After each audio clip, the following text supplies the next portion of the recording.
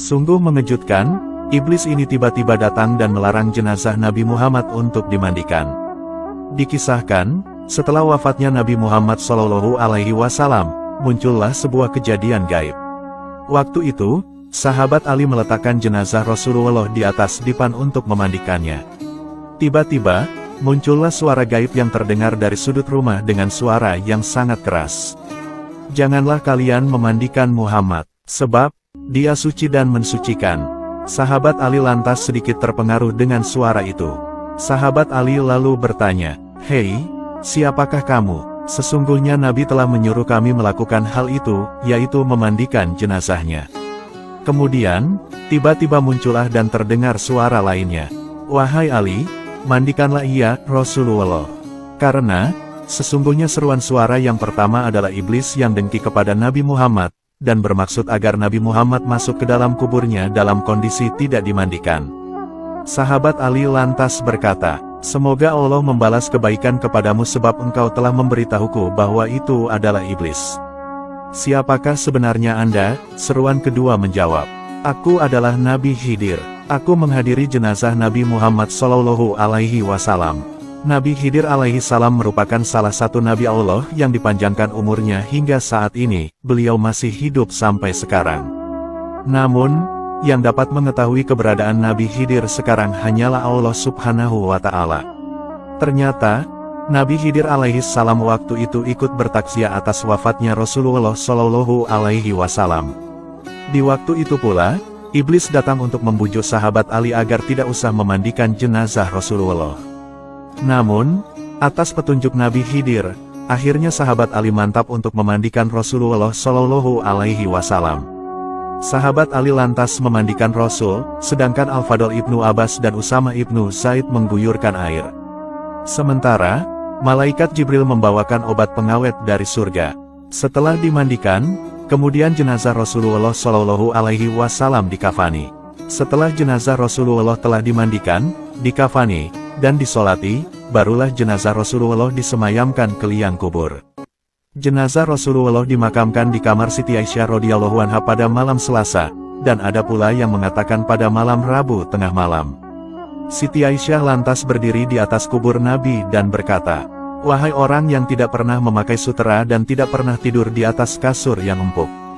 Wahai orang yang keluar dari dunia, sedangkan perutnya tidak pernah kenyang dengan roti gandum. Wahai orang lebih suka tikar daripada ranjang. Wahai orang yang tidak pernah tidur sepanjang malam karena takut kepada neraka." Wafatnya Rasulullah SAW sangat membuat sedih keluarga dan seluruh kaum muslimin dunia yang ditinggalkan. Sosok Rasulullah yang lembut dan berakhlak mulia, tentu sangat dirindukan para umat-umatnya. Meskipun Rasul telah wafat, tetapi kita tetap bisa menyalurkan rindu dengan menziarahi makam Nabi Muhammad SAW. Islam mengajurkan umatnya berziarah ke makam Rasulullah SAW di Madinah. Kalau menziarahi makam orang tua dan makam orang saleh dianjurkan, maka makam Rasul SAW lebih layak lagi untuk diziarahi. Selain untuk mengingat kematian, ziarah kubur di makam ulama dan para wali terlebih lagi makam Nabi Muhammad SAW, berdaya guna untuk meraih keberkahan.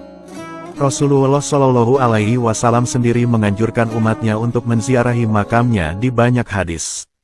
Anjuran ini perlu untuk diamalkan mengingat beliau tentunya lebih mengerti betapa tingginya kedudukan ziarah ke makam Rasul.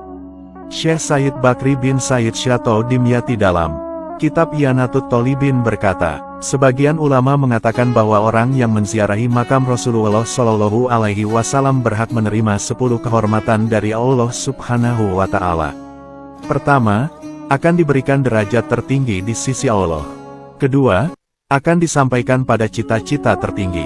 Ketiga, akan dipenuhi kebutuhannya. Keempat, akan diberikan banyak anugerahnya. Kelima, akan diselamatkan dari bencana. Keenam, akan dilindungi dari aib. Ketujuh, akan dimudahkan dalam kesulitan. Kedelapan, akan diringankan bebannya dalam musibah.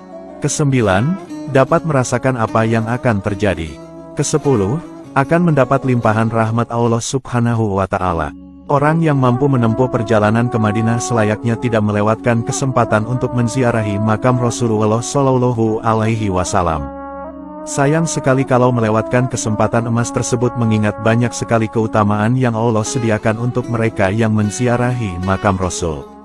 Di samping itu, ziarah ke makam Nabi Muhammad sudah menjadi hak beliau terhadap umatnya bahkan segenap makhluk Allah.